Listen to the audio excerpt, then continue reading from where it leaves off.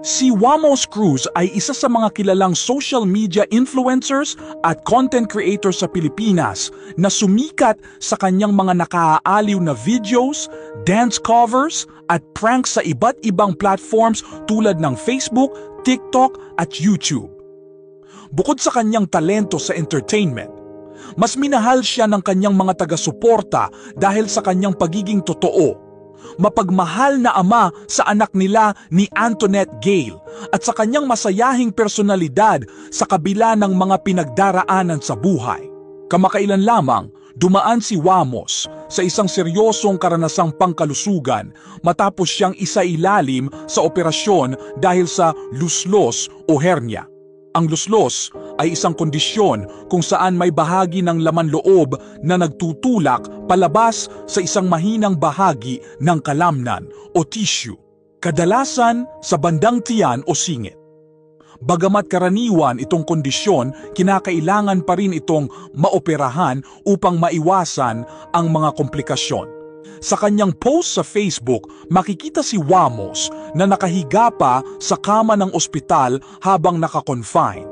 Sa kabila ng pagod at panghihina mula sa operasyon, hindi nawala ang kanyang pagpapakumbaba at pasasalamat. Aniya sa caption ng kanyang post, "Thank you Lord, pagalingin niyo po ako kaagad para makapagtrabaho na po ulit ako."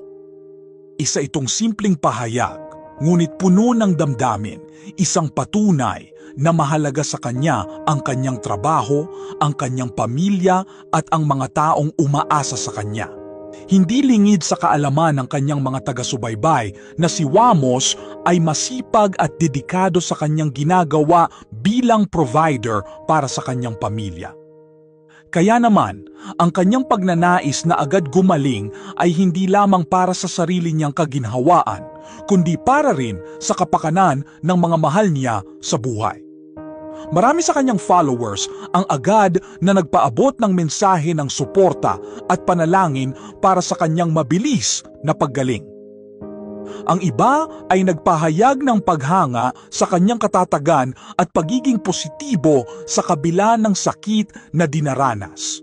Ang operasyong pinagdaanan ni Wamos ay isa lamang sa mga paalala na sa kabila ng kasikatan at mga ngiti na ating nakikita sa social media, may mga pagkakataon ding kailangan nilang huminto, magpahinga at alagaan ang kanilang sarili.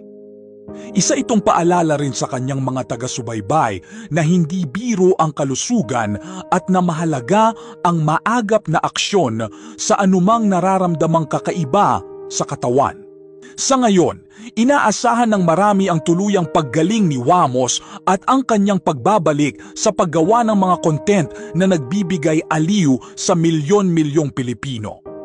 Muli niyang pinatunayan na sa likod ng mga nakakatawang videos at kasikatan ay isang simpleng tao rin siyang dumadaan sa sakit, humihingi ng dasal at nagpapasalamat sa bawat pagkakataong binibigay sa kanya ng buhay.